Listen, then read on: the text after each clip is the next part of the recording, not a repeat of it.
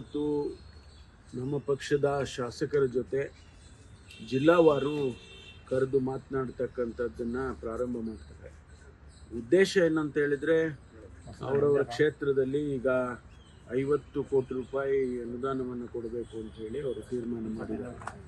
ಹಾಗಾಗಿ ಅದು ಒಂದು ಭಾಗ. ಮತ್ತು ಇನ್ನು ಬೇರೆ ಬೇರೆ ಕೆಲಸ ಕಾರ್ಯಗಳ ಬಗ್ಗೆ ಮತ್ತು ಪಕ್ಷದ ಸಂಘಟನೆ ಬಗ್ಗೆ ಅವರು ಮತ್ತು ನಮ್ಮ ಅಧ್ಯಕ್ಷರು ಅವರು ಮಾತನಾಡ್ತಕ್ಕಂಥದ್ದನ್ನು ಕಾರ್ಯಕ್ರಮ ಹಾಕ್ಕೊಂಡಿದ್ದಾರೆ. ಇದು ಹೊಸದೇನಲ್ಲ. ಹಿಂದೆ ಕೂಡ 2013, 15, 18 ಇರುವಾಗ ಕೂಡ ಮಾಡಿದರು. ನಾನು ಅವತ್ತು ಅಧ್ಯಕ್ಷ ಇದ್ದೆ.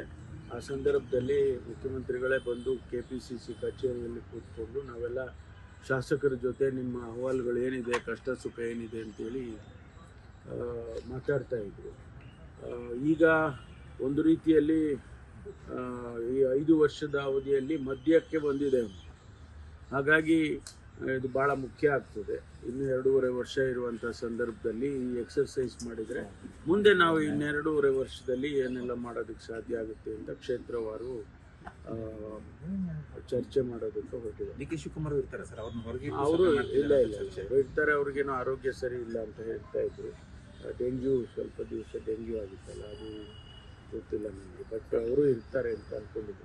ಇವತ್ತು ನಮ್ಮ ಪಕ್ಷದ ಶಾಸಕರ ಜೊತೆ ಜಿಲ್ಲಾವಾರು ಕರೆದು ಮಾತನಾಡ್ತಕ್ಕಂಥದ್ದನ್ನು ಪ್ರಾರಂಭ ಮಾಡ್ತಾರೆ. ಉದ್ದೇಶ ಏನಂತ ಹೇಳಿದರೆ, ಅವರವರ ಕ್ಷೇತ್ರದಲ್ಲಿ ಈಗ 50 ಕೋಟಿ ರೂಪಾಯಿ ಅನುದಾನವನ್ನು ಕೊಡಬೇಕು ಅಂತ ಹೇಳಿ ಅವರು ತೀರ್ಮಾನ ಮಾಡಿದ್ದಾರೆ. ಹಾಗಾಗಿ ಅದು ಒಂದು ಭಾಗ.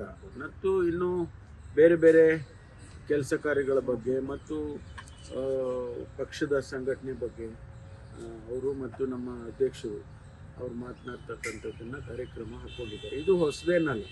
ಹಿಂದೆ ಕೂಡ 2013, 15, 18 ಇರುವಾಗ ಕೂಡ ಮಾಡಿದರು. ನಾನು ಅವತ್ತು ಅಧ್ಯಕ್ಷ ಇದ್ದೆ. ಆ ಸಂದರ್ಭದಲ್ಲಿ ಮುಖ್ಯಮಂತ್ರಿಗಳೇ ಬಂದು KPCC ಕಚೇರಿಯಲ್ಲಿ ಕೂತ್ಕೊಂಡು ನಾವೆಲ್ಲ ಶಾಸಕರ ಜೊತೆ ನಿಮ್ಮ ಅಹವಾಲುಗಳು ಏನಿದೆ, ಕಷ್ಟ ಸುಖ ಏನಿದೆ ಅಂತೇಳಿ ಮಾತಾಡ್ತಾಯಿದ್ರು. ಈಗ ಒಂದು ರೀತಿಯಲ್ಲಿ ಈ 5 ವರ್ಷದ ಅವಧಿಯಲ್ಲಿ ಮಧ್ಯಕ್ಕೆ ಬಂದಿದೆ. ಹಾಗಾಗಿ ಇದು ಭಾಳ ಮುಖ್ಯ ಆಗ್ತದೆ.